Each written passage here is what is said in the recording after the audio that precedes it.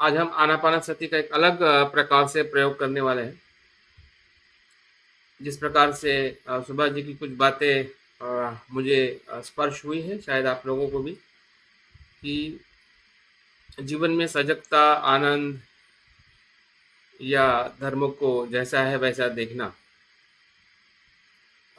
बोध ये शब्द की ही शुरुआत जागृति से है, क्योंकि ये शब्द ही बुद्ध के जागृति से आया है, बुद्ध के अनुभव से आया है, जिसे हम बोध कहते हैं।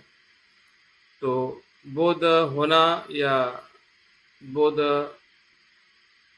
होने के बाद औरों को भी उस प्रकार से उस मार्ग पर ले आना, ताकि वो भी उस सजगता का, बोध होने का वो आनंद और लाभ ले सके।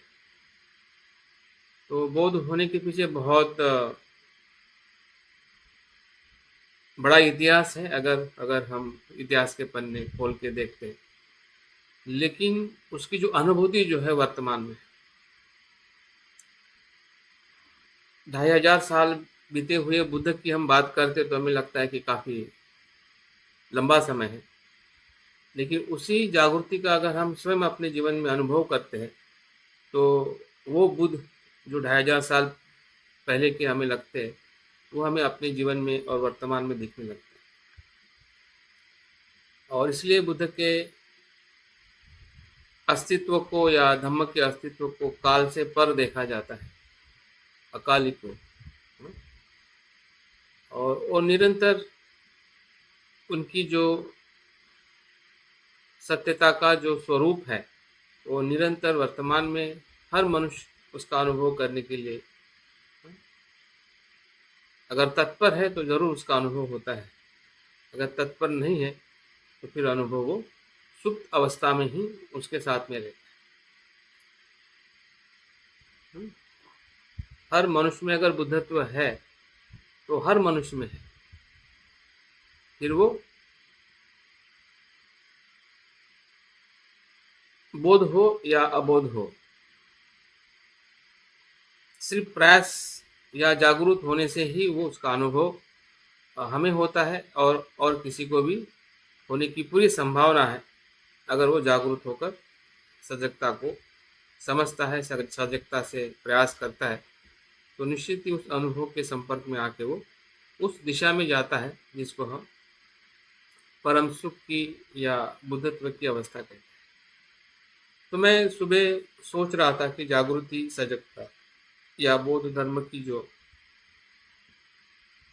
संपूर्ण स्वरूप क्या है, तो वो प्रारंभ में भी जागरूक है, मध्य में भी जागरूक है, सजगता है, और अंत में भी सजगता है। और इसलिए बुद्ध को संपूर्ण जागरूक व्यक्ति के तौर पे अवेकन, मतलब एक प्रकार से संपूर्ण जागरूक व्यक्ति। तो कुछ अंश में हम भी जागरूक हैं। हमारा जन्म मनुष्य में एक जागृति की अवस्था का अनुभव है। अगर हम अनुभव के तौर पे अपने आप को देखें, तो मनुष्य जो है एक जागरूक अवस्था में प्रवेश करने वाली चेतना की अवस्था है या परिस्थिति है। और इसलिए बुद्ध कहते हैं कि अगर किसी भी जीव को, सत्व को अगर बुद्धत्व प्राप्त करना है, तो वो उसको मनुष्य जीवन में आना अनिवार्य है।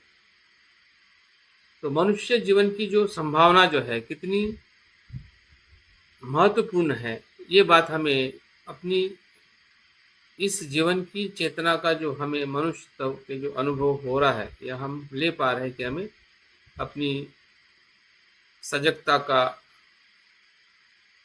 अनुभव हमारे जीवन में रोज हो रहा है। ऐसा कोई पल नहीं कि हमें सजगता का अनुभव नहीं होता है। लेकिन वो सजगता और सजगता की सजगता, इसमें ही हम कहीं न कहीं रुके हुए हैं। अगर हमारा आध्यात्मिक तौर पे अगर विकास हो रहा है या हो चुका है या होने की संभावना है, तो बस इसी ही पल में है कि हम अपनी जागरूक सजगता को फिर से सजगता से अनुभव करें। हाँ, और उसी का ही नाम ध्यान है। ध्यान से वर्तमान में जब हम उसी ही चेतना को, जो चेतना हम अपने जीवन में जी रहे हैं, फिर वो शरीर की हो, वेदना की हो, संज्ञा की हो, मन के भीतर हमारे अनेक संस्कारों की हो, फिर वो सुख हो या दुख हो, या कोई भी परिस्थिति, कोई भी अवस्थाएं आना, हाँ वही धर्म है। बौद्ध धर्म में धर्म शब्दों को हमने बहुत ही अच्छी तरह से समझने की जरूरत है। जब धर्म शब्द इस्तेमाल किया जाता है और बुद्ध की शिक्षा के तौर पे धर्म शब्द इस्तेमाल किया जाता है, तो दोनों का जो अनुभव अलग अलग है। धर्म जो है, जो बुद्ध ने जिस चीज को धर्म कहा है, उस अर्थ से हमें धर्म को देखने की जरूरत है। धर्म मतलब संसार की सभी घटनाएं, अवस्थाएं या प्रक्रियाएं, उसको बुद्ध ने धर्म कहा है। और हम कभी कभी धर्म को सिर्फ बुद्ध ने जो कहा है, बुद्ध की शिक्षा को ही, बुद्ध ने उसी धर्म की बात की। अगर बुद्ध की शिक्षा में अगर कोई धर्म की परिभाषा पढ़ते हैं, सुनते हैं, या जितने भी आचार्य बौद्ध गुरु बात करते हैं, तो वो इसी धर्म की बात करते हैं कि जो हम रोज के जीवन में घटना का अनुभव करते हैं, उसी धर्म के भीतर जाते जाते उनको वो निर्वाण का धर्म पता चलता है। अगर हम धर्म को सिर्फ उस शब्द में या उस शिक्षा में अगर ढूंढेंगे तो उसमें मिलने वाला नहीं। जो शिक्षा है, जो शब्द जिस धर्म से आया है, उस धर्म के संपर्क में आने से हमें बोध होगा, और उस बोध से हमारी जागृति का जो स्तर है, या जागृति का स्तर जो है बढ़ते जाएगा। और इसलिए जिस प्रकार से सुभाष जी ने जो बात बताई कि उसको कैसे समझे, कैसे हमारे जीवन में देखे, तो बस यही है इसका जो जवाब जो है, या जो कुछ भी हम अभ्यास जो कर रहे हैं, या जितना भी चीज हमारे जीवन में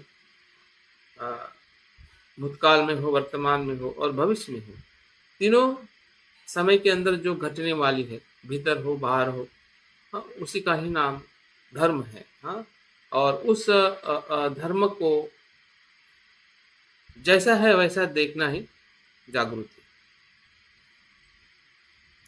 उस धर्म के संपर्क में आके हम अपने पूर्व संस्कारों से उस धर्म को देख रहे हैं। जैसे कि दुख आता है, तो दुख हम अपने पूर्व संस्कार से देखते हैं और हम उस दुख से दुख में चले जाते हैं।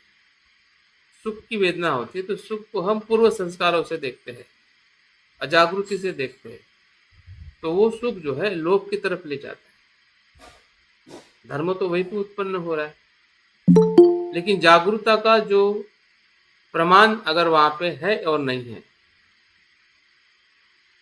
तो वही से हमारी जो नई खोज कह सकते हैं, या मध्यम मार्ग के तरफ, निर्वाण के मार्ग के तरफ जाने का प्रारंभ जो जिसको हम कहते हैं, वो प्रारंभ हमें अपने जीवन में हम अगर थोड़ा कुछ हमारे जीवन का अवलोकन करते हैं तो कहीं ना कहीं हो चुका है। लेकिन वो प्रारंभ हो जाने के बाद हम भूल भी चुके हैं कि सही में वो प्रारंभ होने का जो एक हमारी जागृति जो उसको हम भूल चुके हैं। तो उस प्रारंभ को फिर से हमें अनुभव करना है और वर्तमान में देखना है कि वो प्रारंभ और आगे जा रहा है कि नहीं। अगर आपको बुद्ध के जीवन के बारे में पता होगा कि जब वो ध्यान करने के लिए बोधि वृक्ष के नीचे बैठते हैं तो उनको उनके बचपन की घटना याद आती है, जहां से उनके जीवन का प्रारंभ हुआ था कि वो उस पेड़ के नीचे वो शांति से अपने मन की उस अवस्था को प्राप्त करते थे जिसको हम एकरूपता, एकाग्रता कहते हैं। तो उनका वो प्रारंभ है उनके उस मार्ग का जो मार्ग उनको बुद्ध गया में समझ में आ रहा था, वो चेतना थी, वो उनका जागरूकता की जागृति का जो अनुभव जो है, वो उनके बचपन के उस घटना और जीवन के अनुभव के साथ जुड़ा हुआ है। और तब जाके उनको लगता है कि वही मेरे जीवन का जो अनुभव जो है, उसी मार्ग का अनुसरण करके मुझे अपने चेतना की उस मध्यम अवस्था में जब वो पहुंचते हैं, तो बहुत सारी उनको दिक्कतें आती है, जिसको मार्ग कहते हैं। जैसे जैसे हम गहराई में जाते हैं, ध्यान के भीतर भी आप जब प्रवेश करते हैं, तो हमें बहुत सारे न्यूरन आते हैं, और न्यूरन में भी जब हम जागरूक रह के अगर उसका फेस करते हैं, वहाँ पे स्थिर रहते हैं, तो वो न्यूरन भी धीरे धीरे वहाँ पे क्या हो जाते हैं, शांत हो जाते हैं। वो जागृति है, क्योंकि उससे हम जागरूक हो रहे हैं कि जो आ रहा है। अगर वहाँ पे हम फेल हो जाते हैं, तो फिर से हम नीचे की अवस्था में आते हैं, और कभी कभी हम हमारा प्रारंभ भी भूल जाते हैं कि हम कहीं तो भी अच्छे उस जागृति के साथ में हम भूल गए थे, फिर से हम अजागरूक अवस्था में आ जाते, या फिर डर जाते, या फिर निराश हो जाते हैं, या रुक जाते हैं। बहुत सारी चीज़ें हमारे वापस आने में, जहाँ पे जो हमारा अजागृति का जो स्तर जो है, उसमें फिर बहुत सारी बातें जुड़ जाती है और हम रुक जाते हैं। तो हमारा रुकना और भीतर जाना, ये हमारा द्वंद है, आध्यात्मिक जीवन का द्वंद है। आध्यात्मिक जीवन का एक प्रकार से हम कह सकते हैं संघर्ष है, कि हम रोज संघर्ष कर रहे हैं। और संघर्ष का मतलब यहाँ पे एक प्रकार से सम्यक प्रयास है, वीर्य है। ये कोई उस प्रकार की निराशा नहीं है जिस प्रकार से जीवन में हम कुछ संघर्ष करते हैं और हमें कुछ लाभ प्राप्त नहीं होता है, तो हमें बहुत कुछ दुख और परेशानी होती है, और हम जीवन में हताश और जीवन में बहुत दुखी होते हैं। ये प्रयास दुख होने का नहीं, दुख से मुक्त होने का है। लेकिन इसमें भी हमें उस दुख का अनुभव होता है, लेकिन हम निराश नहीं होते। हमें कुछ चीज़ समझ में आती है, कुछ चीज़ हमें नहीं समझ में आती है। कभी ध्यान हमारा अच्छा होता है, कभी नहीं होता है। तो ये हमारी चेतना के उस ऊपर के स्तर पे ले जाने का जो हमारा प्रयास जो है, जिसमें हम सफल हो चुके हैं, ऐसा हम कह सकते हैं कि हमने लंबे प्रवास के साथ में इस मार्ग पर हम हैं, और हमें छोड़ने वाले नहीं हैं। अगर ये विश्वास हमें है, तो हमें जितने भी अप डाउन्स हमारे जीवन में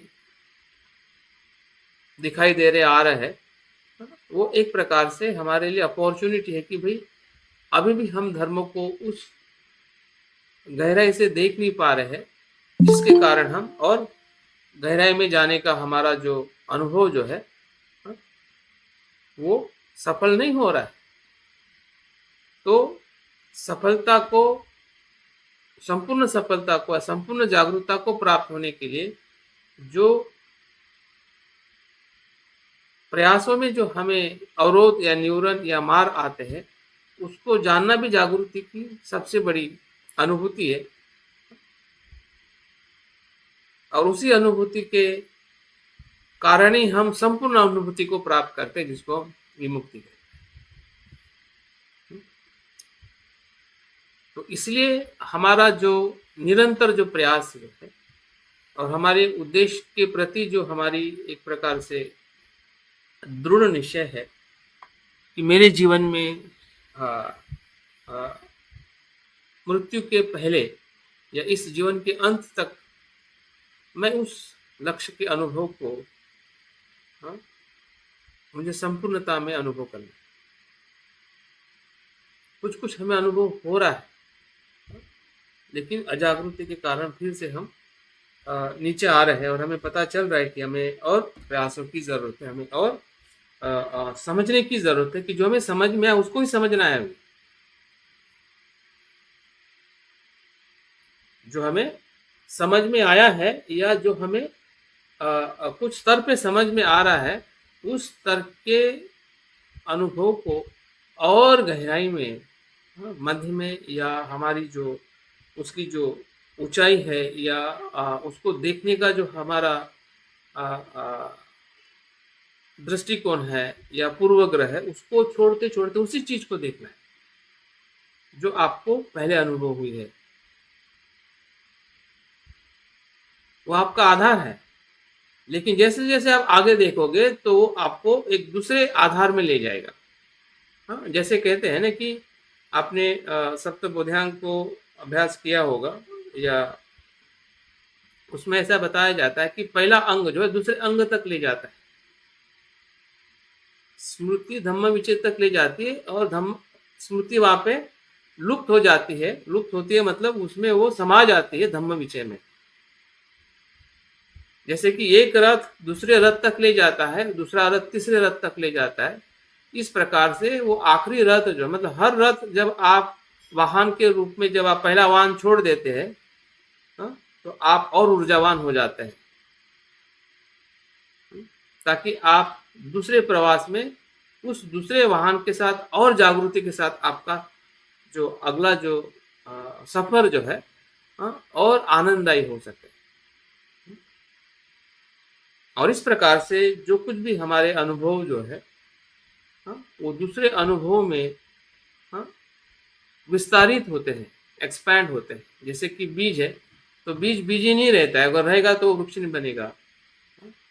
बीज की जो ऊर्जा जो है वो स्प्राउट में, जिसको हम अंकुर कहते हैं, अंकुर में परिवर्तित होती है। वही अंकुर जो है वो छोटे पौधे में परिवर्तित होता है। तो इसका मतलब उसमें बीज की ऊर्जा नहीं है, ऐसा नहीं है। वो आया है बीज की ऊर्जा का ही वो दूसरा एक विस्तारित स्वरूप है। और वैसे ही हमारी जागृति है, जो हमें कुछ चीज समझ में आई है किसी भी ग्रंथ का अध्ययन करते हुए या संघ के संपर्क में आने से, तो अभी उस अनुभूति को हमारे भीतर उसको अंकुरित होने के लिए हमें अपने प्रयासों को समझना है कि सही में उस चीज के साथ जो मुझे पढ़ने से एक अनुभव हुआ, या धम्म में या संघ में मुझे जो कुछ भी सुनने या पढ़ने को मिल रहा है, तो क्या मैं उसको अंकुरित होते हुए देख रहा हूँ, दूसरी अवस्था में जाते हुए समझ रहा हूँ। कि अगर समझ रहे हैं तो निश्चित ही हमारे आध्यात्मिक विकास का एक जो अनुभव जो है, जिसको हम जागृति का अलग अलग स्तर जो है, उस स्तर के तरफ हम जा रहे हैं, तो आने वाले समय में निश्चित ही हम संपूर्णता को प्राप्त कर सकते हैं। तो आनापान सती को जब मैं सोच रहा था, और आनापान सती सूत्र अगर आप पढ़ते हैं और सतीपटान सूत्र पढ़ते हैं, तो दोनों सूत्र का नाम अलग अलग है, लेकिन उसकी भीतर की जो अनुभूति एक ही है। वैसे भी बुद्ध कहते हैं कि धम्म का मार्ग अलग अलग तरीके से हो सकता है, लेकिन उसका स्वाद जो है वो एक ही स्वाद है, जिसको विमुक्ति का स्वाद कहते हैं।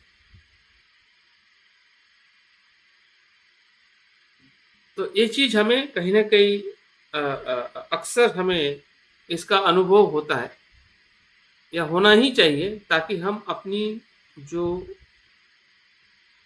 जहां से भी हमें धम्म का स्रोत मिल रहा है, फिर वो ग्रंथ हो सकता है, हमारा ध्यान हो सकता है, हमारी मित्रता हो सकती है, या कोई भी सोर्स हो सकता है जिस सोर्स के साथ हम अनुकूल है, लेकिन जो उसका जो स्वाद जो है, वो स्वाद उसी स्वाद की तरफ ले जाने वाला है या हो रहा है। अगर हम स्पष्ट है, तो हमें कभी भी अपने आचरण पर या मार्ग पर हम कभी भी संभ्रमित नहीं रहेंगे, और हमें लगेगा कि भाई हम सही दिशा में जा रहे हैं।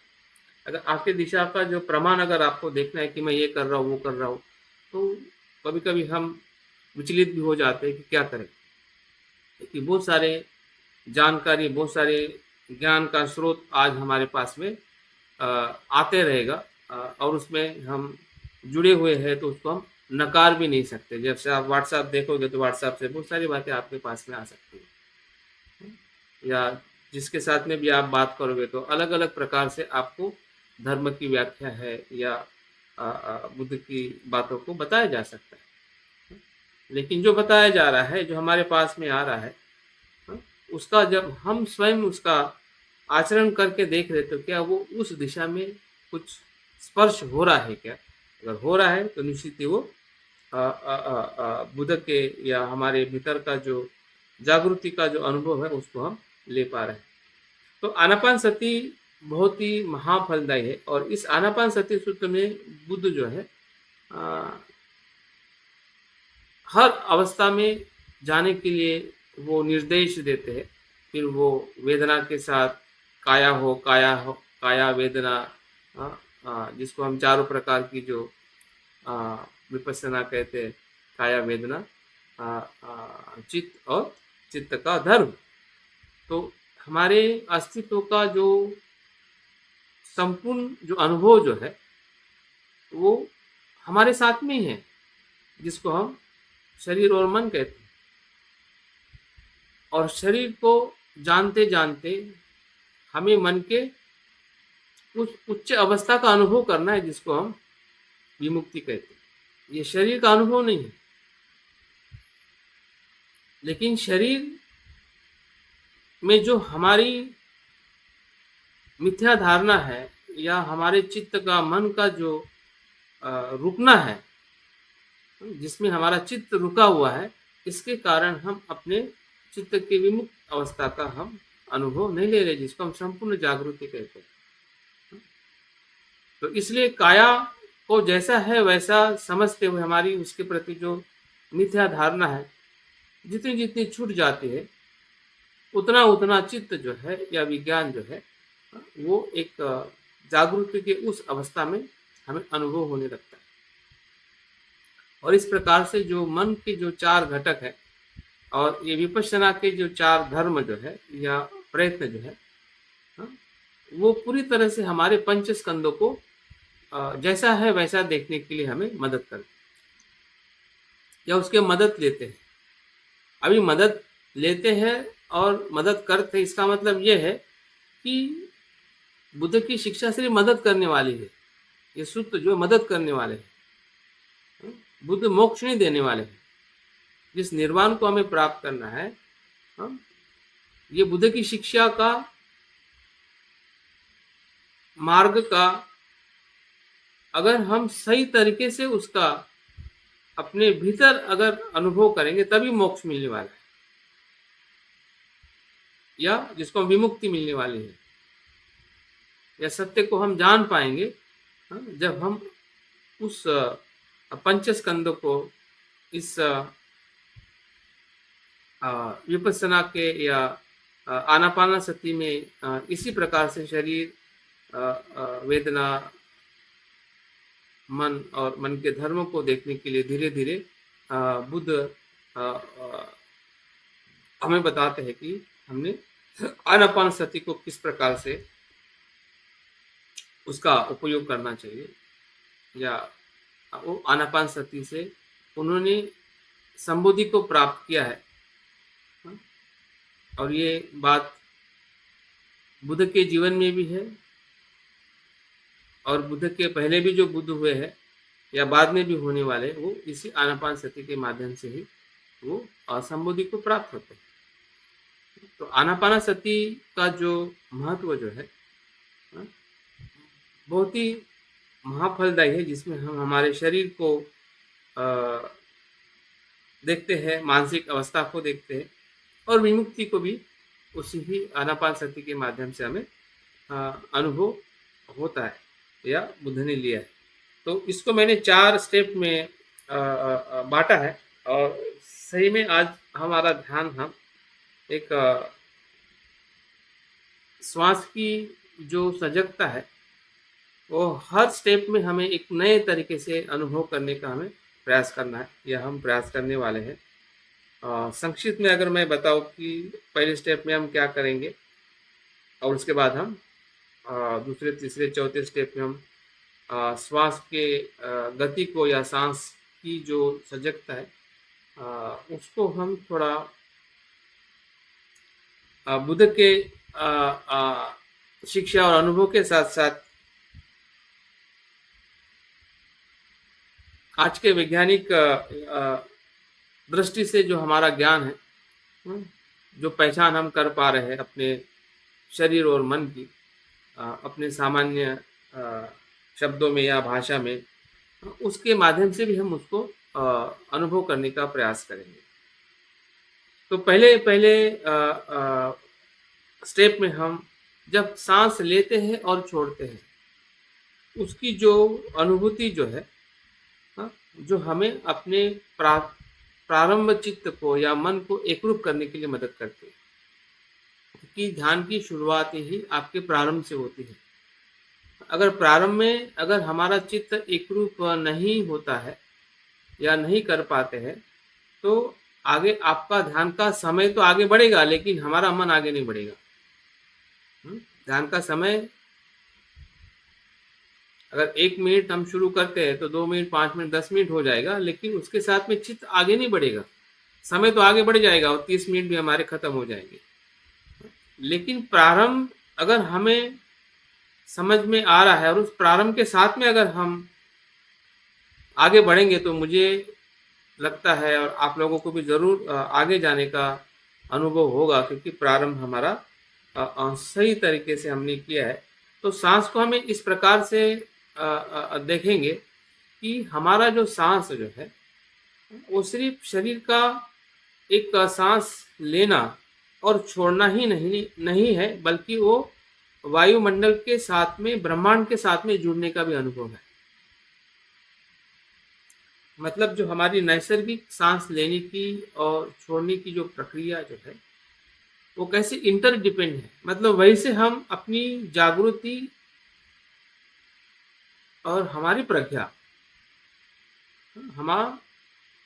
हमारा जो बोध जो है, जिसको हम कहते हैं कि हमारी समझदारी, देखो सजगता तो है कि हम सांस ले रहे छोड़ रहे, लेकिन उसमें अगर समझदारी आ जाती है तो वहाँ पे हमारी स्थिरता आने लगती है।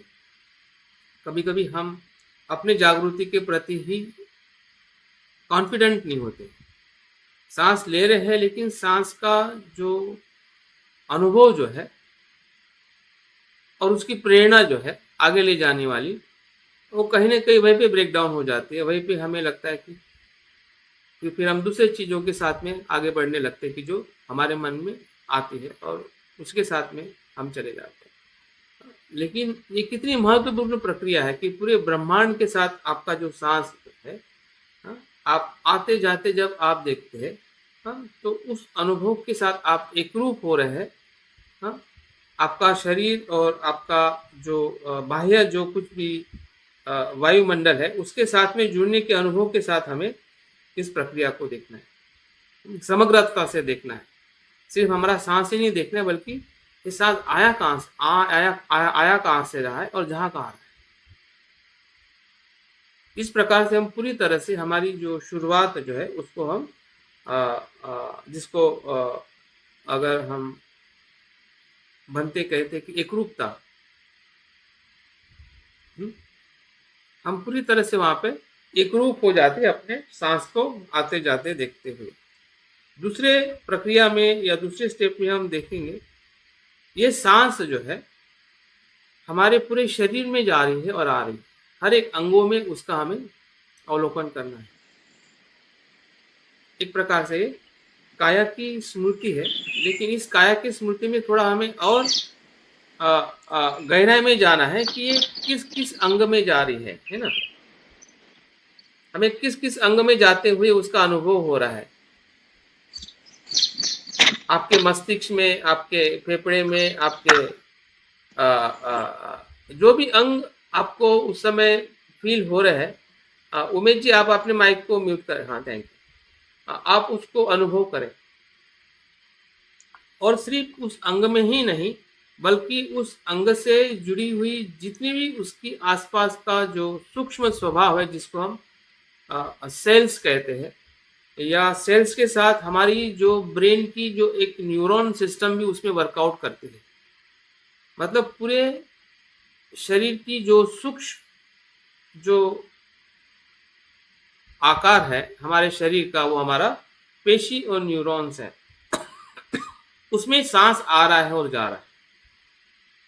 उस सूक्ष्म सांस का हम कह सकते हैं कि एक प्रकार से सूक्ष्म सांस का हमें उसका अनुभव लेना है। जैसा सूक्ष्म सांस का हमें अनुभव आने लगेगा, तो वैसे वैसे काया के प्रति जो हमारी अवधारणा है कि काया नित्य है या काया मैं हूँ, मेरा है, उससे अपने आप वो अनुभव हमें मुक्त करेगा।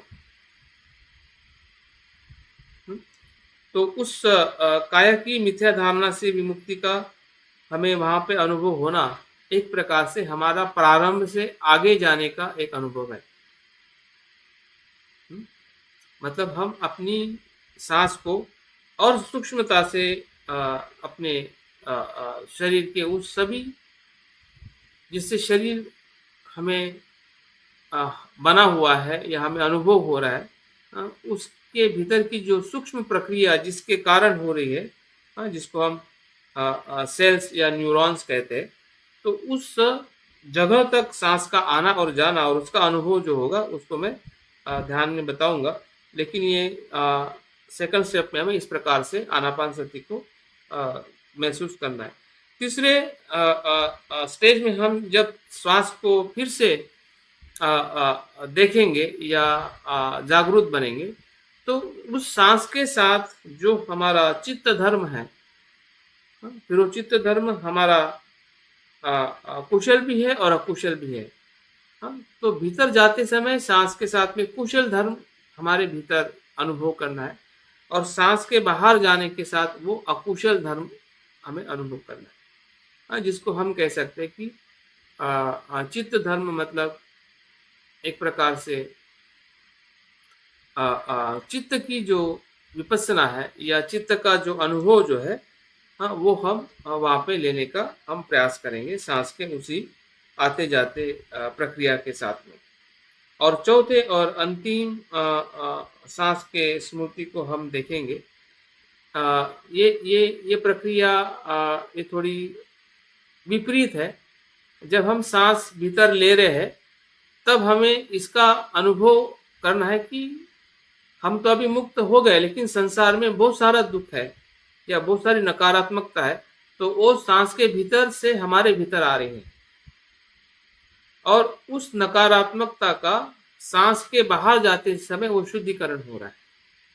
मतलब वो नकारात्मकता हमारे भीतर आके हम नकारात्मक नहीं हो रहे, बल्कि उस नकारात्मकता को हम समझ रहे हैं। और प्रज्ञा, क्योंकि हमारे भीतर अभी प्रज्ञा है, जब हम शुद्ध हो जाते हैं तीसरी अवस्था में, तो चौथी अवस्था में जो भी संसार की नकारात्मकता है सांस के माध्यम से हमारे भीतर आ रही है, और सांस के बाहर जाने के माध्यम से वो अशुद्धता जो है शुद्धता में परिवर्तित हो रही है, और संसार के सभी लोग उस दुख से मुक्त हो रहे जो संसार में दुख है। जिस प्रकार से हम अपनी जो करुणा की जो भावना जो है उसके साथ हम संपर्क में आते हैं, तो इस प्रकार से हमारा जो चित्त जो है, जो प्रारंभ में जिस प्रकार से हमने एक पूरे ब्रह्मांड के साथ में देखा, फिर हमारे भीतर के शरीर के सूक्ष्म शरीर के साथ में देखा, फिर हमने अपने चित्त को शुद्ध करके उस विमुक्ति धर्म का हमने प्रज्ञा का अनुभव लिया, और उसी प्रज्ञा के माध्यम से जब हम संसार के जीवों को या संसार के दुख को देखते हैं, तो दुख के प्रति जो हमारी जो कनेक्टिविटी जो है वो फिर से स्थापित हो जाती है। जिस प्रकार से बुद्ध अपने बुद्धत्व को, निर्वाण को प्राप्त करके वो संसार के दुख को जब वो करुणा के चित्त से देखते हैं, करुणा चक्षु से देखते, तो वो फिर से संसार के उस दुख के साथ में कार्य करने लगते ताकि उन दुखों को वो मुक्त कर सके। और इसी प्रकार से जो आनापानासति का एक जो अनुभव जो है वो हम इस आज के ध्यान के माध्यम से लेने का प्रयास करेंगे। तो अभी हम जो बातें मैंने बताई हैं, कुछ बातें आपको ज़रूर समझ में आई होगी, लेकिन समझने से भी ज़्यादा अभी हम ध्यान का प्रत्यक्ष जब अनुभव लेंगे, तो निश्चित ही है ये शब्दों के जो गहरे अनुभव है वो हमारे ही चित्त से, हमारे ही अनुभव से हमें समझ में आना, यही धम्म का सही उद्देश्य है। बाकी तो सिर्फ शब्द है, जो बातें मैंने बताई है, लेकिन समझना आपके जागृति के आधार पर निर्भर है। उस जागृति का अनुभव लीजिए। अभी ध्यान के लिए बैठ जाइए सभी, और अपने शरीर को स्थिर करिए। अपनी बैठक को सुखद और तनाव मुक्त अवस्था में रखें। हम जहाँ पे भी बैठे हैं, उस वातावरण का अनुभव लीजिए। आप कुशन पर बैठे हैं या चेयर पर बैठे हैं, आपके घर की या जगह की जागृति बनाए रखें।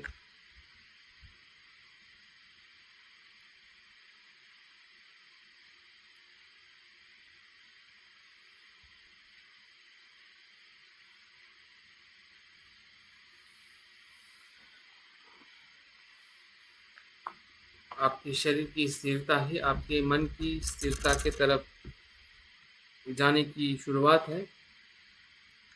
अगर आपका शरीर विचलित है, तो आपका मन भी विचलित होने की पूरी संभावना है। देखिए, बाहर से और भीतर से आप स्थिर और शांत हैं, और उस शांति का अनुभव आप आपके चेहरे पर एक हल्की सी मुस्कुराहट आप देख पा रहे हैं।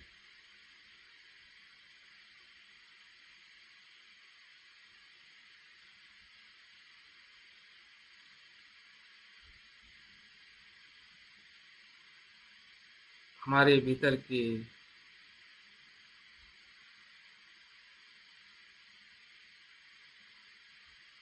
इच्छाएं या हमारा उत्साह हमारे शरीर में अनुभव हो रहा है।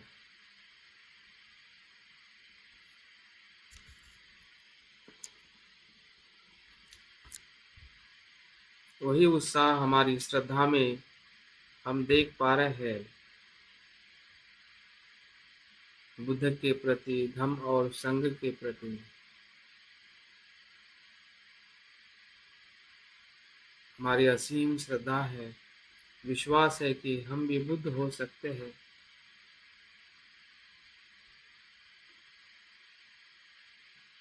इस बुद्ध होने की प्रक्रिया में मैं अकेला ही नहीं हूँ, बल्कि मेरे साथ मेरी माता, मेरे पिता और संसार के सभी स्त्री पुरुष मेरे साथ हैं। या उन सब के प्रति मैं सजग हूँ कि वे सभी संबोधि को प्राप्त करें, दुखों से मुक्त हो।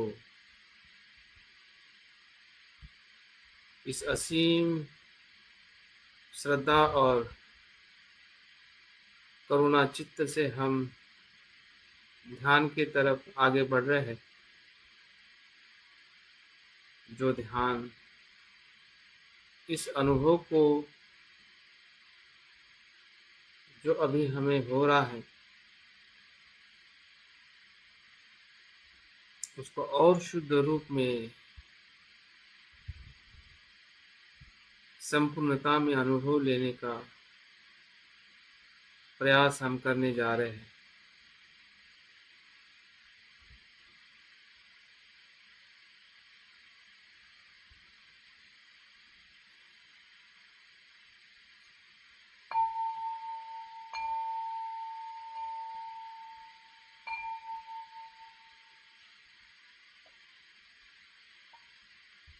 आनापानासति ये प्रथम चरण में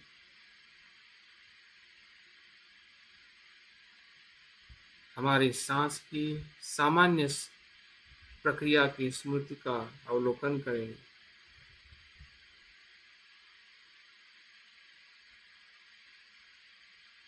शरीर का धर्म सांस लेना है, और मेरे जागृति का धर्म उसे वैसे ही अनुभव करना है।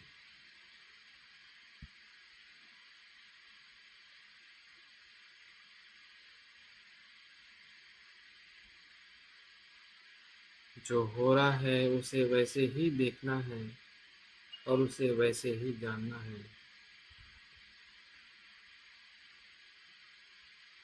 सांस इस वायुमंडल के ब्रह्मांड से आ रहा है, जो ब्रह्मांड का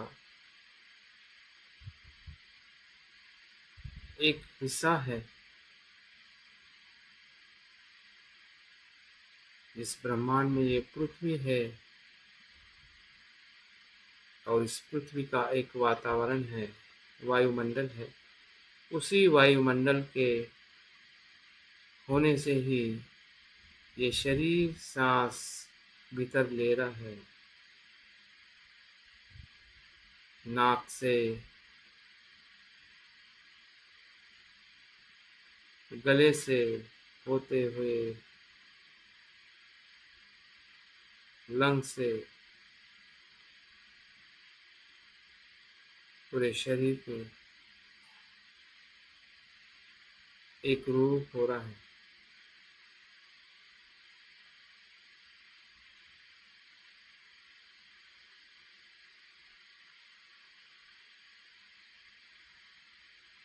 वैसे ही शरीर से सांस नासिका से ही बाहर जा रहा है। जिस क्षण में जो अनुभव हमें हो रहा है, उसी क्षण में उसका वैसा ही अवलोकन करें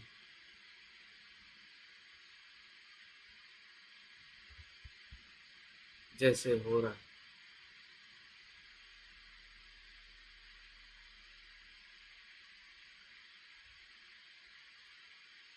और इसका आनंद लीजिए, कितना अद्भुत है हमारे शरीर का।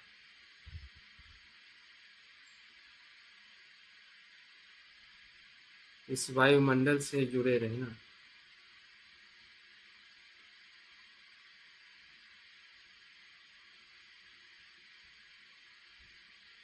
और मन की जागृति से उसे देखना।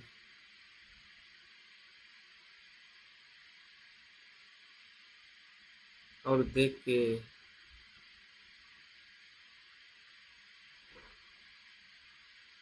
उसी का अनुभव लेना।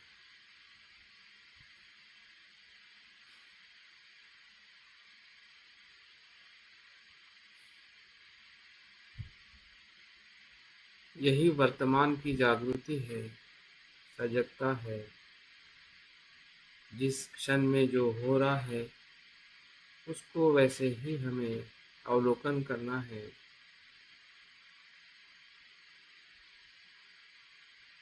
जैसे जैसे हम अवलोकन कर रहे हैं, वैसे वैसे हमारा मन इस प्रक्रिया को देखने में एक रूप हो रहा है।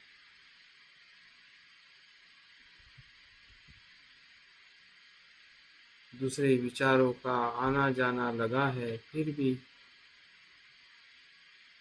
हमारी सजगता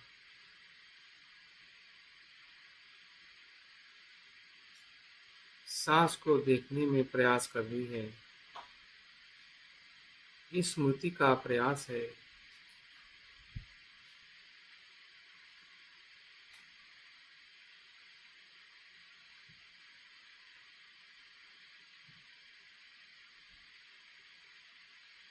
क्योंकि हमारा मन बाह्य विषयों में, हमारे पूर्व संस्कारों में जकड़ा हुआ है।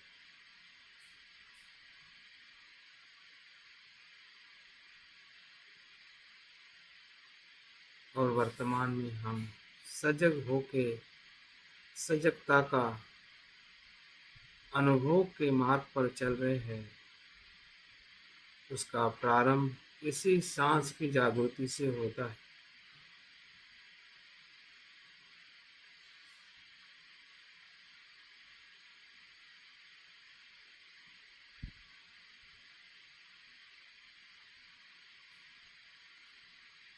अगर कुछ पल के लिए मन भटक भी जाता है तो अफसोस ना करे, सजग होके फिर से वापस आ जाए।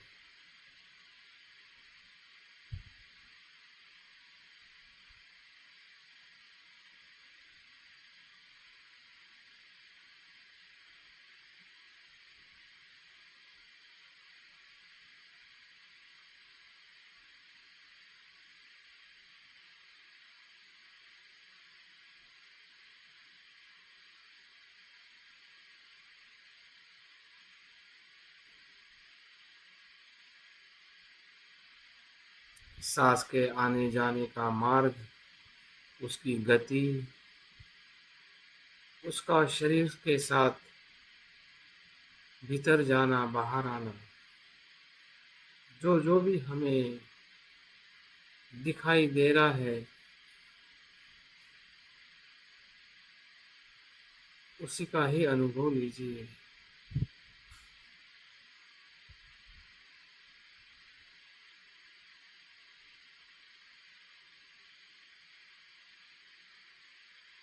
इस प्रकार से नाक को स्पर्श करते हुए, गले को स्पर्श करते हुए, नाभि का अंतिम स्पर्श होके फिर से वापस उसी दिशा से बाहर जा रहा है।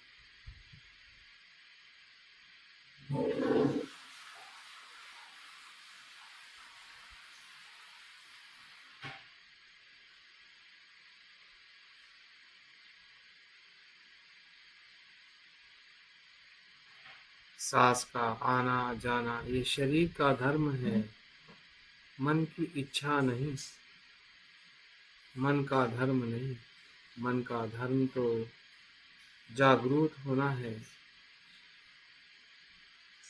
ये शरीर में सांस आना और जाना ये हमारे मन की इच्छा पर आधारित नहीं है।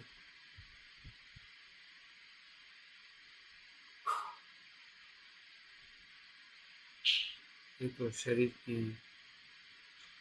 अपनी प्रक्रिया है।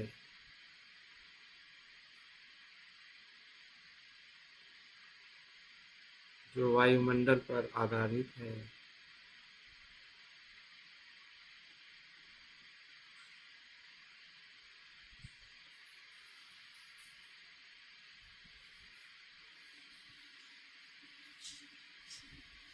इस प्रक्रिया में ना मन का लोभ है ना द्वेष।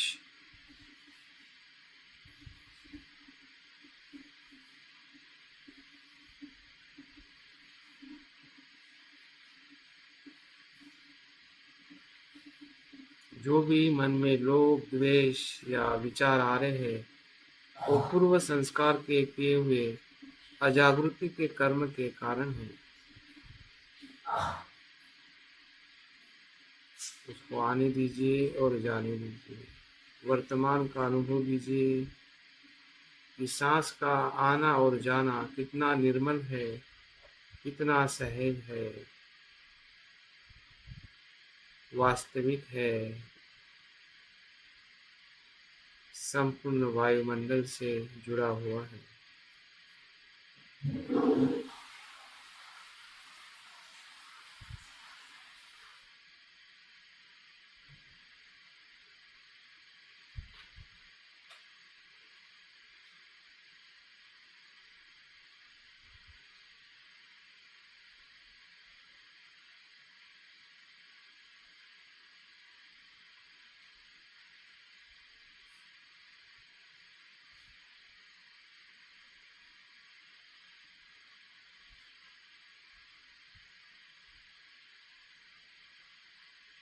सांस भीतर और बाहर जाने की प्रक्रिया में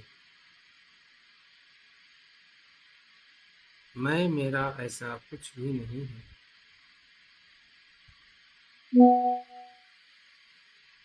अगर हम जागृति से देख पा रहे हैं तो हमें समझ में आ रहा है कि मैं के कारण सांस न आता है न जाता है। सांस तो अपने शरीर के जरूरत और धर्म से भीतर आता है और वायुमंडल के कारण आता है।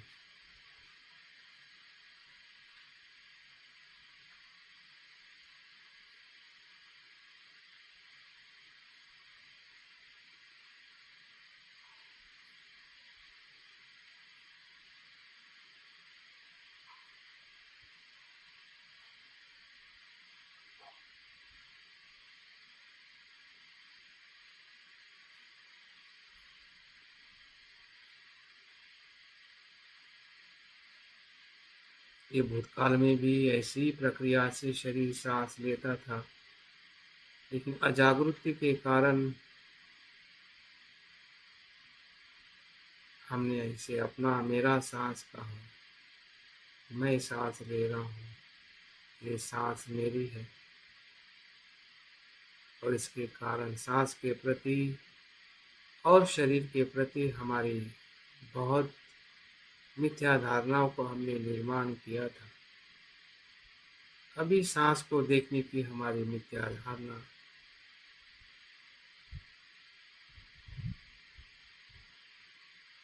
से हम मुक्त हो रहे हैं और सांस को देखने में हम पूरी तरह से एकरूपता का आनंद ले रहे हैं। क्षण प्रति क्षण सांस ही सांस है, भीतर जाने वाली और बाहर आने।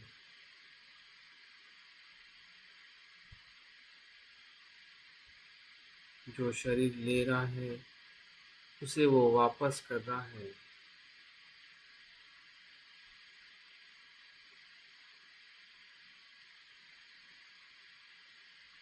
यही उसका धर्म है। सांस के धर्म को हम जितना अच्छी तरह से देख पाते हैं, उसी के आधार पर हम बाकी सभी अस्तित्व को देखने में हमें और सरलता हो सकती है।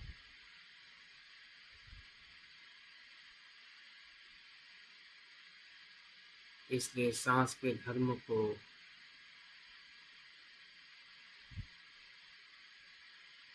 जैसा है वैसा अवलोकन करें।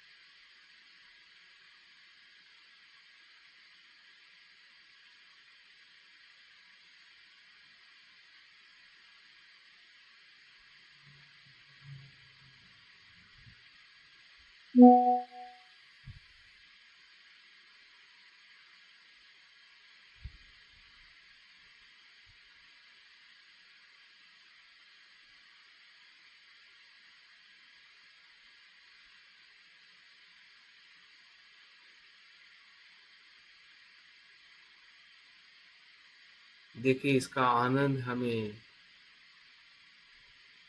धीरे धीरे न्यूरॉनों से मुक्त कर रहा है और हम इस प्रक्रिया को देखने में और आनंदित हो रहे हैं।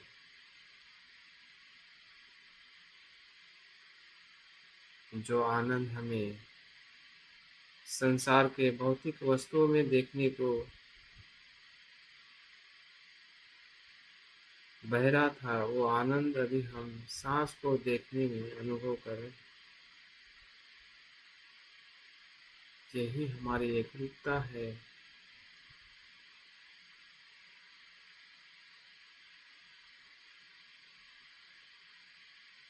सत्य को देखने का आनंद हम ले रहे हैं। सांस की सत्यता, सांस की प्रक्रिया, ये भी एक धर्म है। हर घटना धर्म है। अधर्म को जैसा है वैसा देखना ही स्मृति है, सजगता है। और सजगता ही प्रज्ञा है।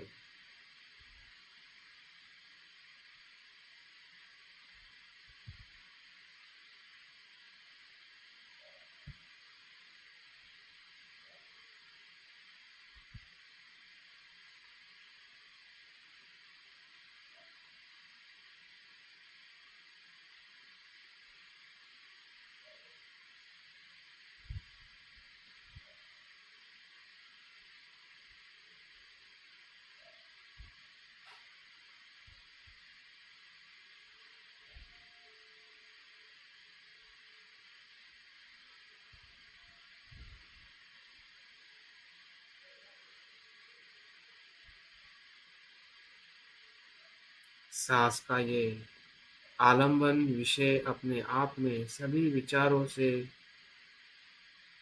सभी कल्पनाओं से मुक्त है।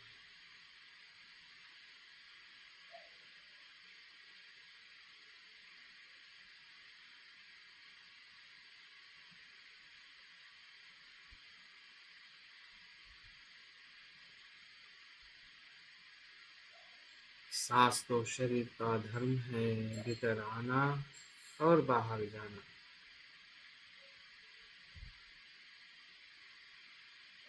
ये शरीर की शुद्धिकरण प्रक्रिया है।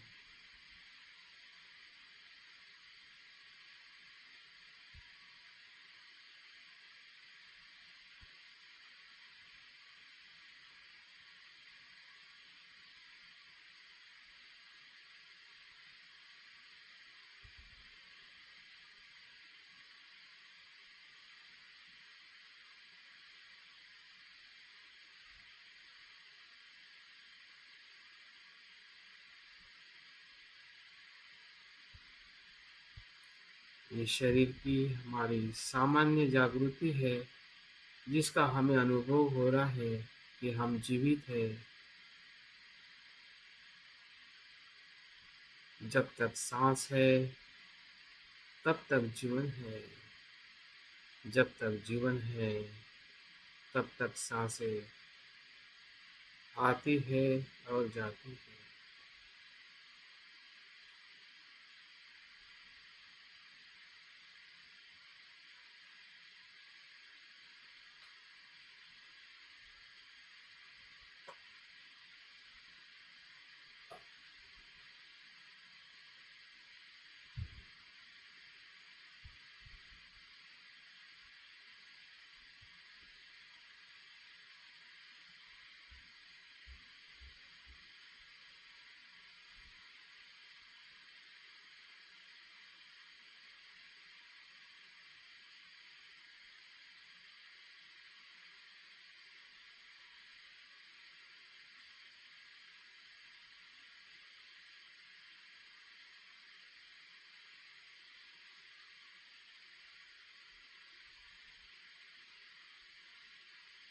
इस जागृति के दूसरे स्तर में हमें प्रवेश करना है।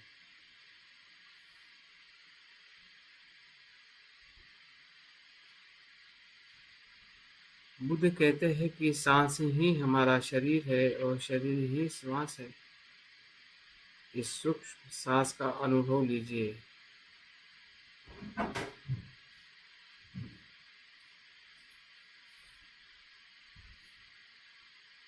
पहले चरण में हमने सांस की विशालता को देखा है कि ब्रह्मांड के वायुमंडल से सांस हमारे शरीर के भीतर आता है और बाहर जाता है।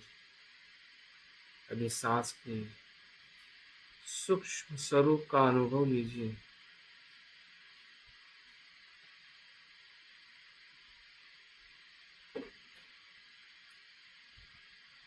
सांस सिर्फ नाक के भीतर से ही आता है और जाता है ऐसा नहीं है।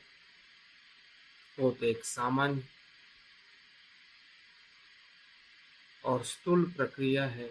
सूक्ष्म प्रक्रिया तो सांस शरीर के हर अंग में, फिर वो हमारा मस्तिष्क हो, आँख हो, नाक हो, जीभ हो, कान हो, त्वचा हो,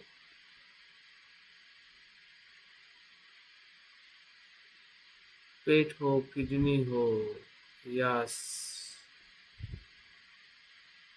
हमारे हड्डियाँ हो, पूरी तरह से सांस ही सांस है।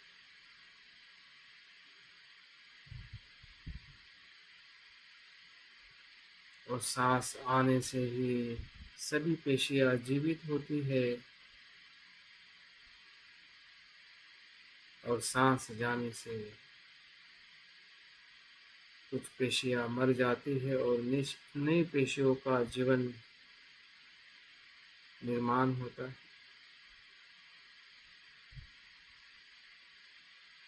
जीवन और मृत्यु क्षण प्रति क्षण इस सांस के सूक्ष्म स्वरूप में हमें अनुभव हो रहा है।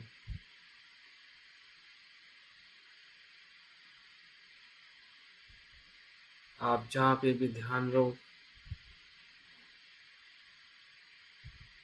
कहीं पे भी ध्यान लेके जाओ,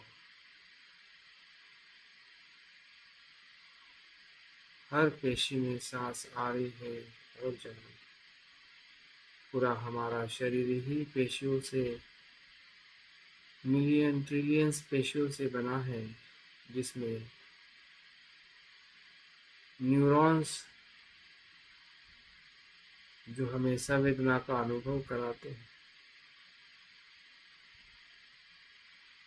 और जिसके माध्यम से हमें अनुभव होता है, वो सभी पेशियाँ, हमारा मस्तिष्क से जुड़ी हुई पेशियाँ हो या हमारे शरीर के किसी भी अंगों से जुड़ी हुई पेशियाँ हो, सभी में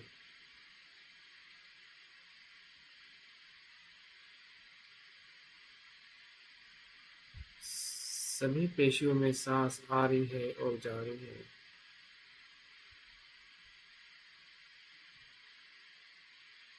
हमारा शरीर असंख्य पेशियों का समुच्चय है। भले वो दिखने में ठोस और एक आकार के रूप में दिखता हो, या बाहर से हमें उसकी सुंदरता और उसका आकर्षण महसूस होता हो, जिसके कारण शरीर का हमें लोभ, आसक्ति, इस धारणाओं में हमने अपने शरीर को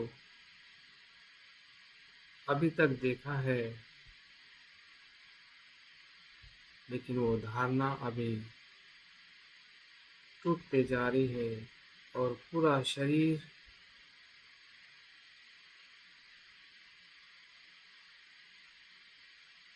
इस सांस से हमें अनुभव हो रहा है। सांस ही सांस है,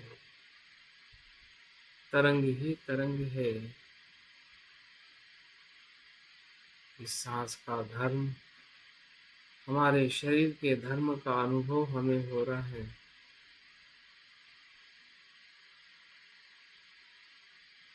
इस शरीर का धर्म भी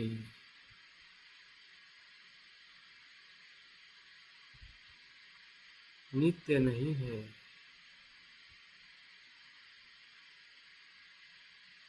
एक प्रक्रिया मात्र है। जन्म से लेके मृत्यु तक निरंतर ये प्रक्रिया चलते आ रही है।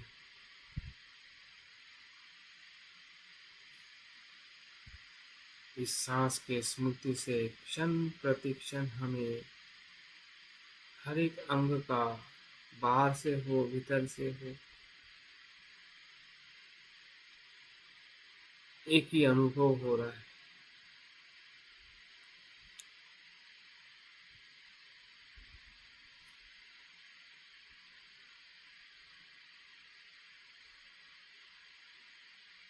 जिस अनुभव से हम अपनी शरीर की जो नित्य की धारणा है, उससे हम मुक्त हो रहे हैं और शरीर से जुड़ी हुई हमारी आसक्ति और डर है, उस पूर्व संस्कारों से भी हम मुक्त हो गए, क्योंकि हम भूतकाल में जागरूक नहीं थे। इसलिए शरीर को हमने उस मिथ्या दृष्टि से देखा है और वही हमने माना है। लेकिन इस क्षण में हम जागरूकता से देख रहे हैं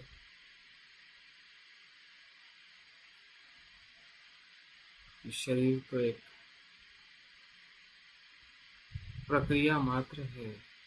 अनेक अंगों से, हर पेशियों में क्षण प्रतिक्षण सांस का आने जाने के अनुभव से हमें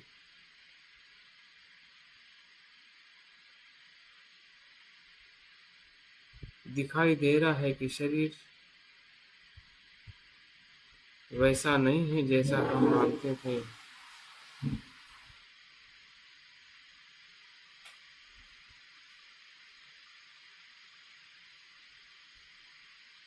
अभी शरीर ही सांस है और सांस ही शरीर है।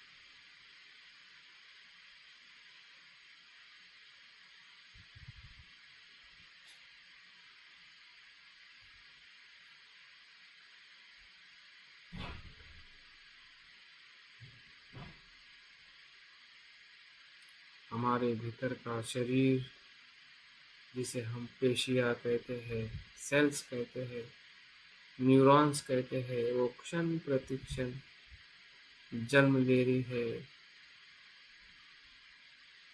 और मृत्यु हो रही है।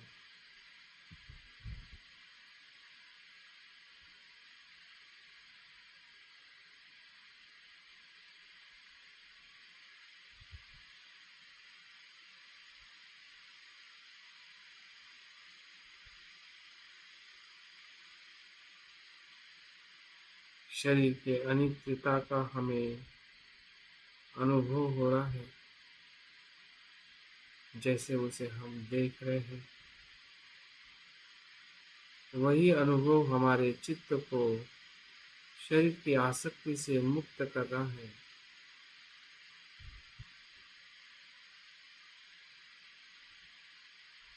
एक तरफ हमें शरीर का अनुभव हो रहा है, दूसरी तरफ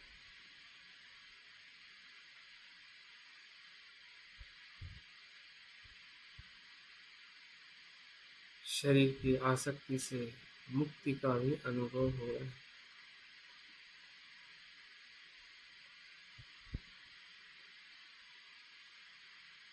शरीर है, लेकिन शरीर की आसक्ति से हम मुक्त हैं। यही शरीर की जागृति है। जागृति का अर्थ ही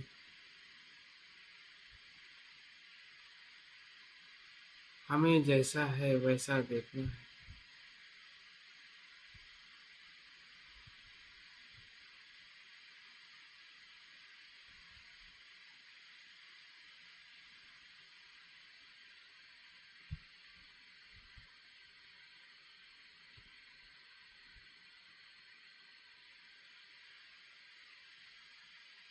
शरीर के प्रति जो हमारा मृत्यु का डर है, उससे भी हम मुक्त हो गए हैं।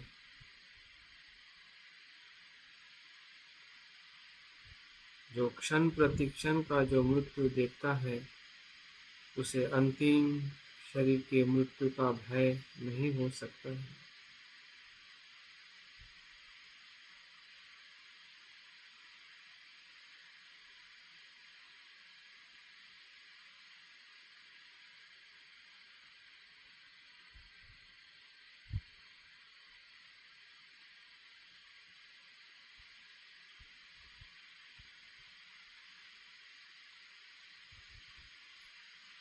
देखिए, इस अनुभव से हमारे भीतर एक सुकून और असीम शांति और तनाव मुक्ति का अनुभव हो रहा है।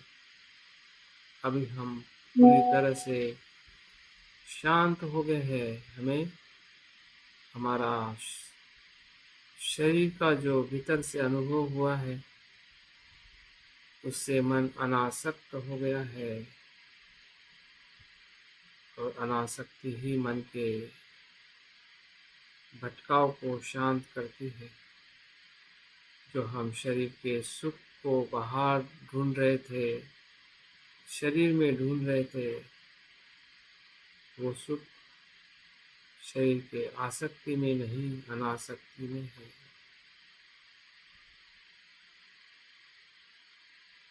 शरीर की जरूरत पूरी करना ये आसक्ति नहीं है।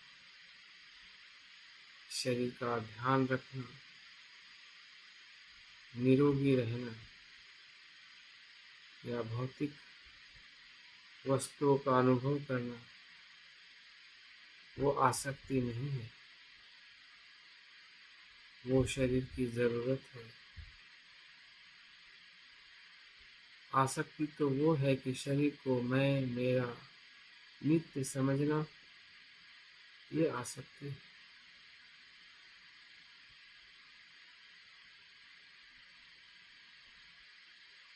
उस शरीर की आसक्ति से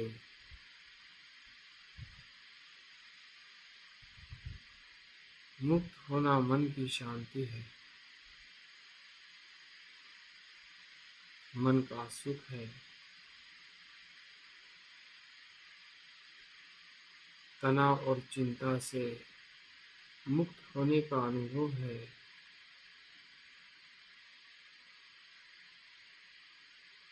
यही क्षण प्रतिक्षण हमारे शरीर के भीतर हमें अनुभव हो रहा है, हर पेशियों में, हर क्षण में।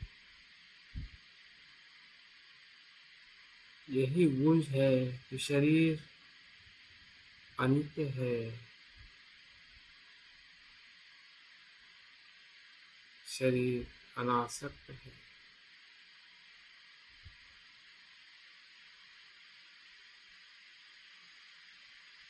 मन की शांति और सुख है।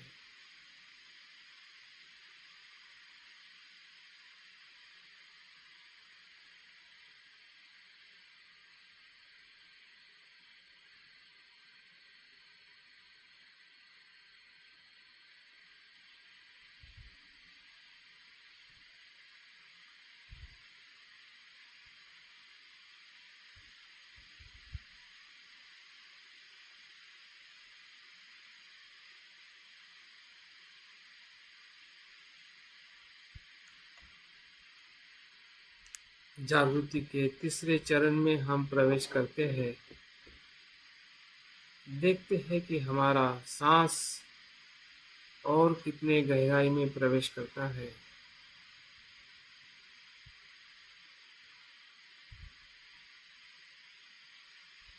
सांस तो शरीर तक ही प्रवेश करता है, लेकिन सांस की स्मृति और गहराई में प्रवेश करती है।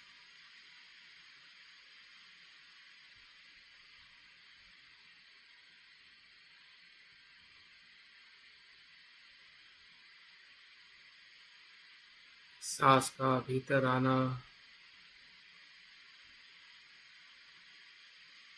एक प्रकार से हमारे भीतर ऊर्जा, सकारात्मक ऊर्जा आना जैसा है। जो भी हमारे चित्त धर्म में कुशलता है, उसका उद्भव होना है।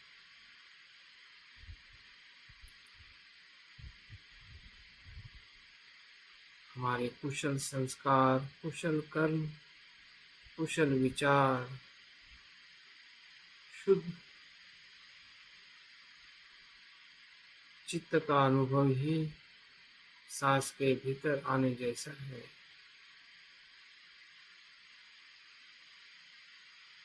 सांस भीतर आ रहा है और हमारा चित्त शुद्ध हो रहा है। हमारे चित्त की शुद्धता का हमें अनुभव हो रहा है कि हम कितने कुशल हैं।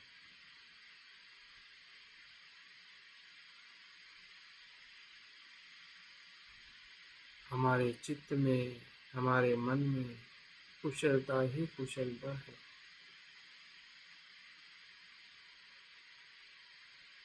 फिर हमारी वो श्रद्धा है, वीर्य है, प्रीति है, सुख है।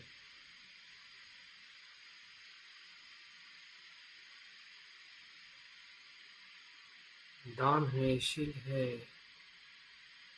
शांति है,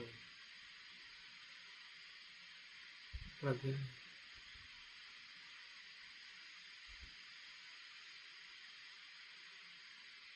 जो भी धर्म है, कुशल ही कुशल है।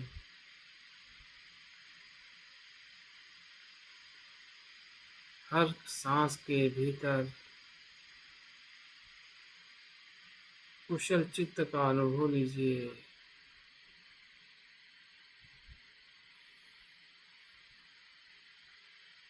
और वो कुशल चित्त का धर्म अनित्य है, उसका भी अनुभव लीजिए।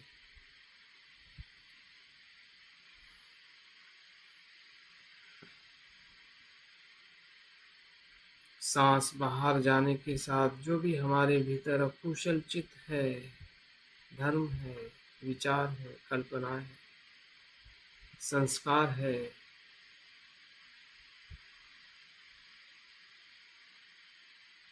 उससे हम मुक्त हो रहे हैं, क्योंकि वो भी अनित्य है।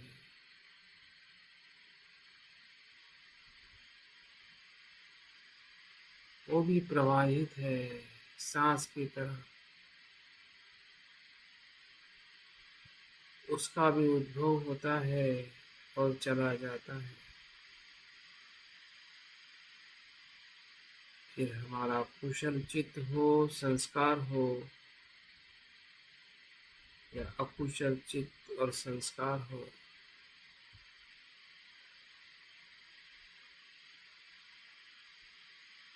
इस सांस के गति में हम अपने मन की गति को जैसा है वैसा देख पा रहे हैं। जैसे कि सांस का ये शरीर का धर्म है, वैसे ही मन का धर्म कुशल और अकुशल आना और जाना है, उत्पन्न और लय होना है।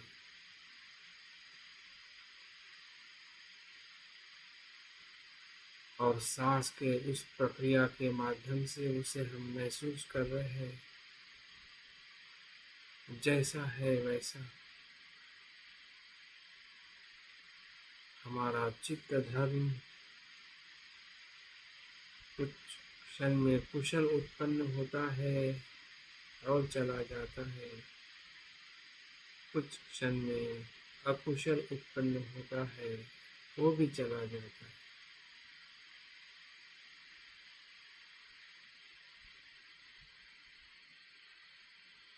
यही निरंतर हमारे चित्त के भूमि पर घटित हो रहा है, और जो घटित हो रहा है वही धर्म है, और उसे जैसा है वैसा देखना ही सजगता है।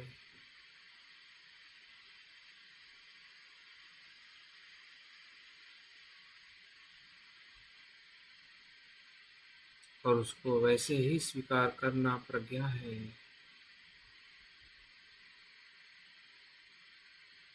जैसा घटित हो रहा है उसको वैसे देखने की ही सजगता प्रज्ञा में परिवर्तित होती है, और हमारे सभी संस्कारों को हम क्षण प्रतिक्षण उत्पन्न और लय के इस धर्म में देख पाते हैं। फिर वो कुशल धर्म हो या कुशल संस्कार हो या कर्म हो,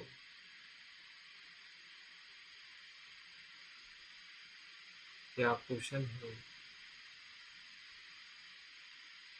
लोभ द्वेष मोह के कर्म हो या अद्वेष अमोह के कर्म हो,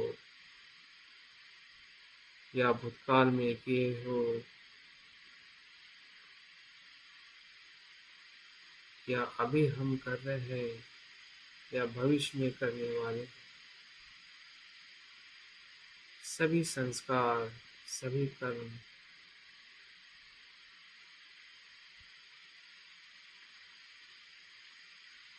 उस धर्म में देखना ही प्रज्ञा है।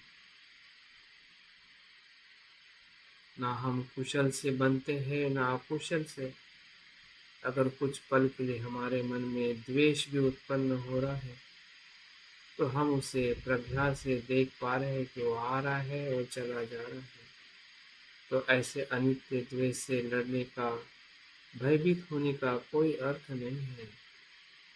वो अपने स्वभाव से उत्पन्न हो रहा है और चले जा रहा है, जैसे सांस आ रही है और जा रही है।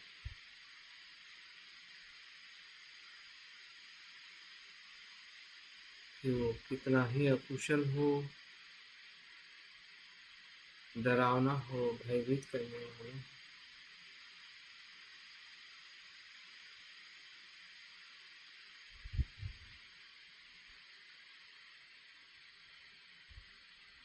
ना कुशल धर्म को हम धिक्कार रहे हैं, ना कुशल धर्म को हम आसक्त हो रहे हैं।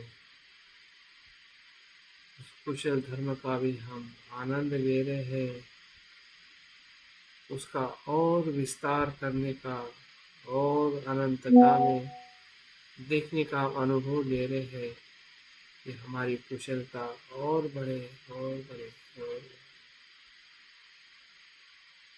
फिर हमारी मैत्री हो, दान हो, शील हो,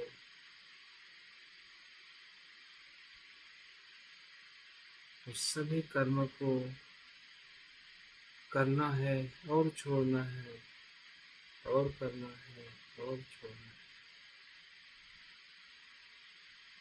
क्योंकि वो नित्य है। अगर हम कुशल कर्म को पकड़ के रखते हैं, इसका मतलब हम सजग नहीं हैं। उस अहंकार से जुड़े हैं कि ये मैं हूँ, ये मेरा है, जबकि सभी कर्म संस्कार हेतु उत्पन्न है। अगर हम कुशल कर्म कर भी रहे हैं तो हमारे भीतर के उस कुशल उद्देश्य के कारण घटित हो रहा है, किसी मैं के कारण नहीं।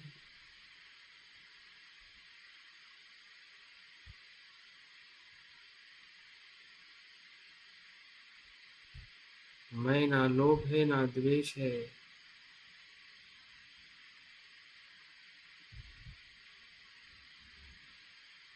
मैं का तो अस्तित्व ही नहीं है।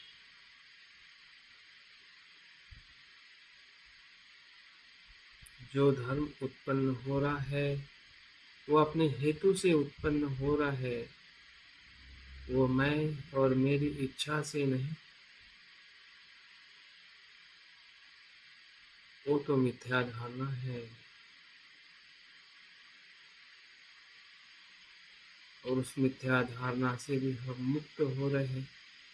जैसे शरीर की मैं की धारणा से हम मुक्त हुए, वैसे ही हमारे चित्त कर्म के मैं की धारणा से भी हम मुक्त हो रहे हैं,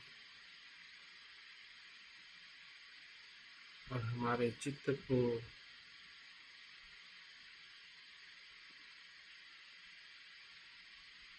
हम वैसा ही देख रहे हैं जैसा उसका धर्म स्वभाव है।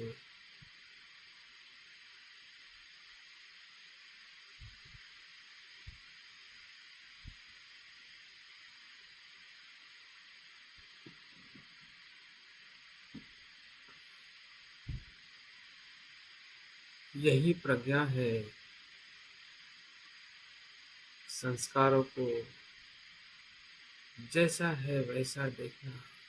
सब्बे संखारा अनिच्चा, सब्बे संखारा अनात्मा।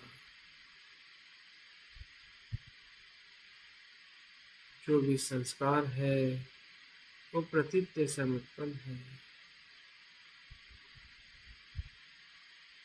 ना मैं कभी था, ना है, ना होगा। जो पहले के भी हमने कर्म किए हैं वो किसी न किसी हेतु उद्देश्य से ही किए हैं, लेकिन अजागृति और अज्ञान के कारण उस कर्म को मैं मेरा हमने समझा है।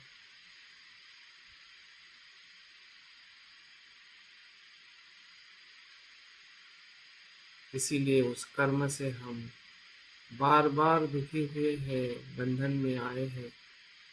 अभी हमें समझ में आ रहा है, जिसके कारण हमारा भूतकाल भी तनाव मुक्त हो गया है। कोई अफसोस नहीं, कोई अपराध बोध नहीं, क्योंकि हमने जान लिया है कि कर्म का होना किस कारण से होता है। फिर वो कुशल कर्म हो या अकुशल कर्म, कुशल धर्म हो या अकुशल धर्म, सभी धर्म अनित्य और अनात्म।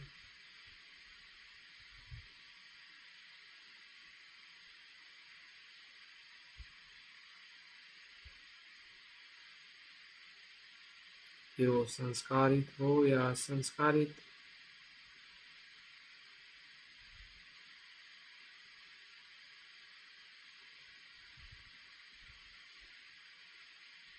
हमारा चित्त धीरे धीरे उस विमुक्ति के अनुभव की तरफ जा रहा है जो असीम है। जब हम अनित्यता का बोध करते हैं तो हमारा चित्त मैं की सीमा से मुक्त हो जाता है और असीम प्रवाह में बहने लगता है। जो अनित्य है वो शुद्ध है और जो शुद्ध है वो मुक्त है।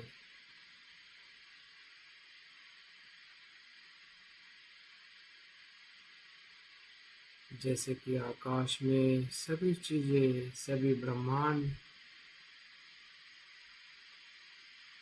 विराजमान है, लेकिन आकाश अपने आप में मुक्त है, असीम है, इस ब्रह्मांड से भी असीम है।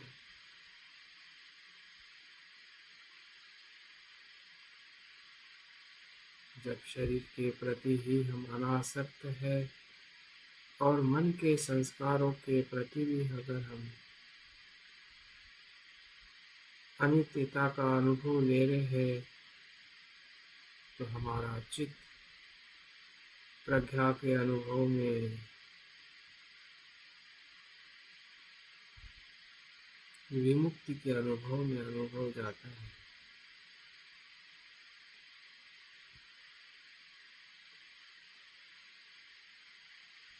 जिसमें हम शरीर और मन की सभी संस्कारिकता का अनुभव लेते हुए उससे हम मुक्त हो जाते हैं।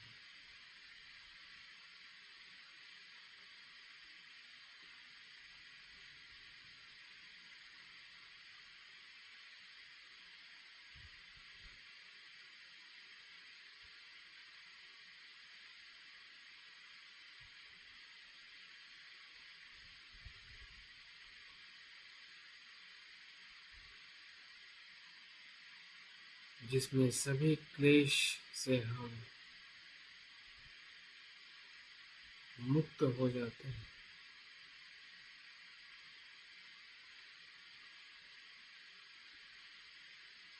जागृति के अंतिम और चौथे चरण में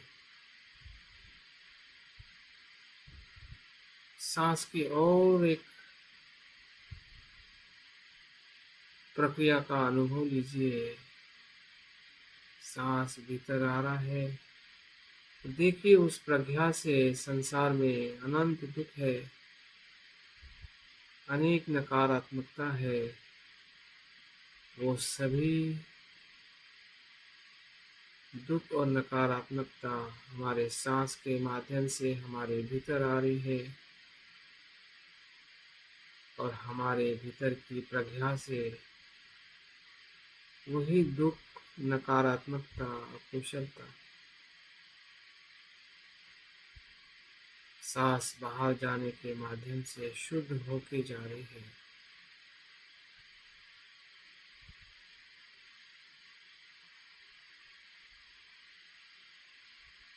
जो हमें प्रज्ञा का अनुभव हुआ है,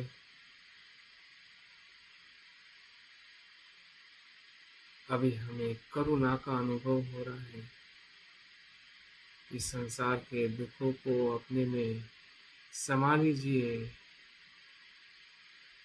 और उस दुख से मुक्त होने के लिए निरंतर प्रयास करें। क्षण प्रति क्षण सांस भीतर आ रही है और संसार के दुख का हमें अवलोकन हो रहा है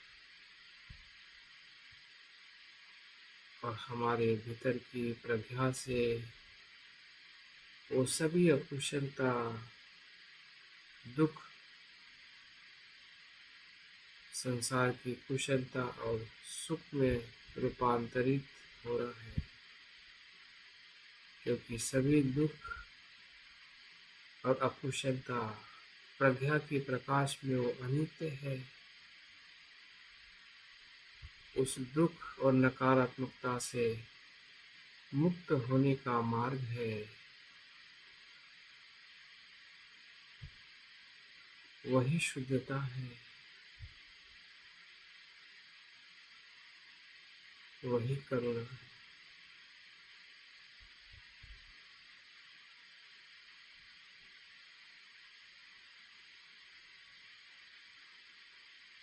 असीम करुणा संसार के दुखों के प्रति क्षण प्रति क्षण भीतर आ रही है।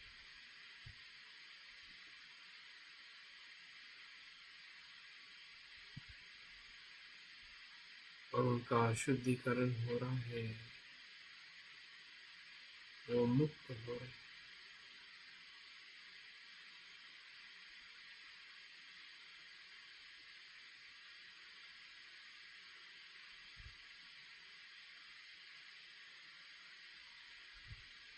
जिस सांस को हमने सामान्य रूप में देखा था, वही सांस का आना जाना असीम आध्यात्मिक अनुभव का आधार है, जिसे हम संपूर्ण जागृति का अनुभव कहते हैं, धर्म चक्षु कहते हैं। सभी धर्मों को अनित्य रूप में देखते हुए संसार के दुखों के प्रति निरंतर प्रयास करना ही धर्म चक्षु है।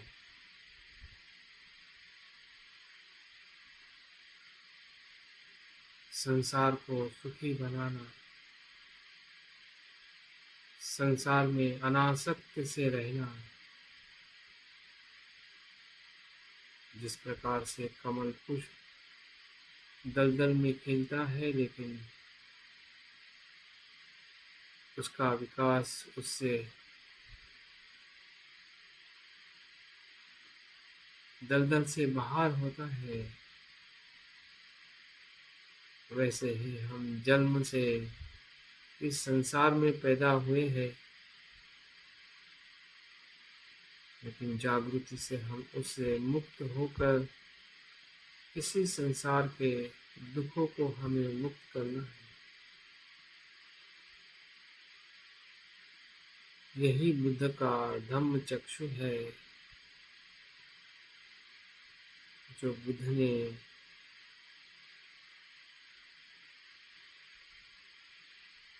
हर मनुष्य में विकसित करने का निरंतर प्रयास किया है। वही अनुभव हमें हो रहा है,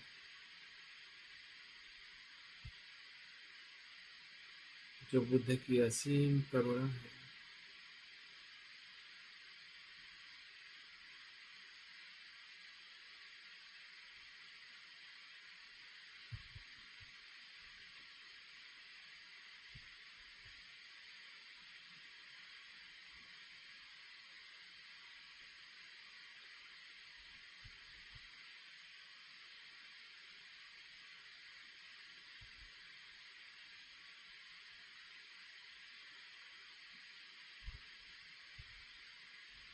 हर क्षण में सांस है, फिर वो सांस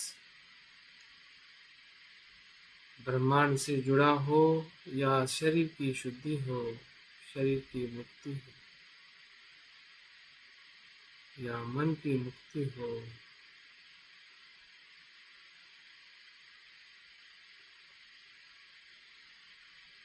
या संसार के सभी दुखों की मुक्ति,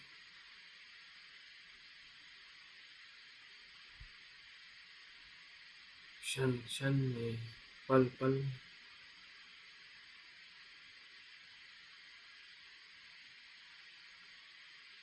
हम संसार के सभी दुखों से जुड़े हैं, करुणा से, और अपने आप से जुड़े हैं, अनासक्ति और प्रज्ञा। यही संतुलन है, यही मध्यम मार्ग है,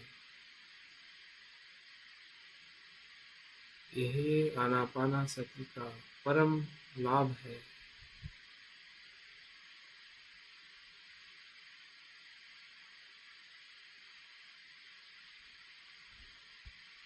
सबे सता सुखी,